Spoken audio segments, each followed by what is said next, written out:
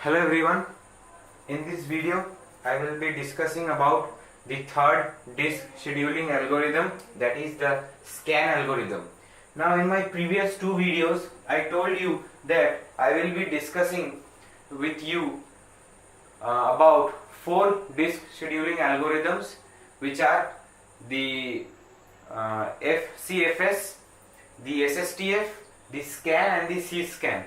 But there are requests coming to me, and for that I will be discussing the other two remaining disk scheduling algorithms also, which are the look and the C look algorithms. Okay, so let's deal about the scan algorithm. Now in the scan algorithm there will be a slight variation in your question. Okay, that is, one data will be added to your question, that is the previous head position. The current head position we know it is 100, and also the previous head position will be given, that is 105. Why it will be given? That will help us to decide the direction of movement. Now previous head position was 105 and the current head position is 100. That means our movement will be in the left direction. Okay, now what the scan algorithm says? The scan algorithm says, first of all, we have to choose one direction for movement. Okay, that is, here we have chosen left direction. So from the current head position, all the requests on the left side will be attended first, and then gradually the request on the right side will be taken care of.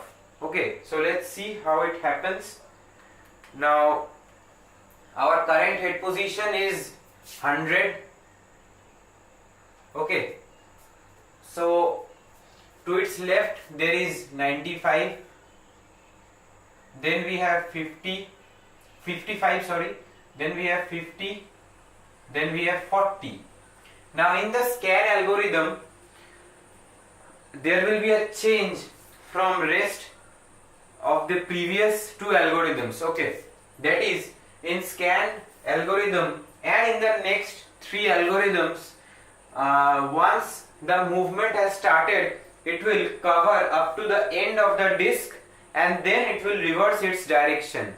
So there will be additional movement, that is from 40 to 0, and then it will reverse its direction and go to the nearest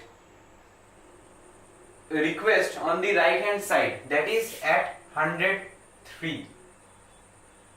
Then it will go to 110, then to 130, to 143, and finally to 147. So let's mark the movements 1, 2, 3, 4. Now since this is an additional movement, let's mark it as A. Then we have 5, 6, 7, 8, 9. Okay, so these are the head movements that will occur in case of scan algorithm. So let's calculate the total head movements. So total head movements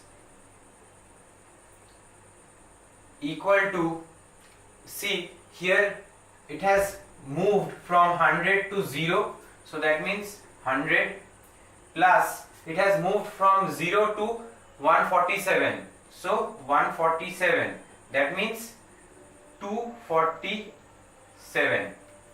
Okay, so total head movements is 247. So this was all about the scan algorithm.